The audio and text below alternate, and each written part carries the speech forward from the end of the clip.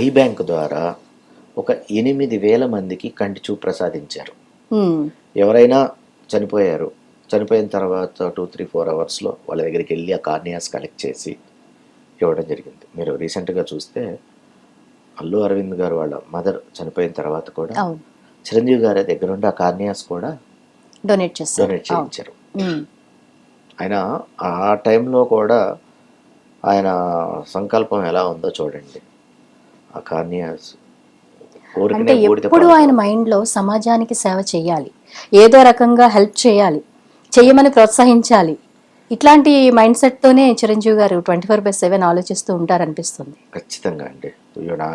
ఇవాళ కోట్ల రూపాయలు ఒకరోజు ఆయనకు రెమ్యునరేషన్గా తీసుకుంటుంటారు. ఉమ్, ఇలాంటి సిచ్యువేషన్స్లో కూడా ఆయన ఎంత బిజీగా ఉన్నా కూడా 3 నెలలకో, 4 నెలలకో, 5 నెలలకో ఇలాగా బ్లడ్ బ్యాంకులో అత్యధికంగా బ్లడ్ ఇచ్చిన వాళ్ళు, 25 సార్లు దాటిన వాళ్ళు ఆయన టైం ఇచ్చి మాట్లాడి ఒక్కొక్కసారి ఫ్యామిలీస్తో రమ్మంటారు.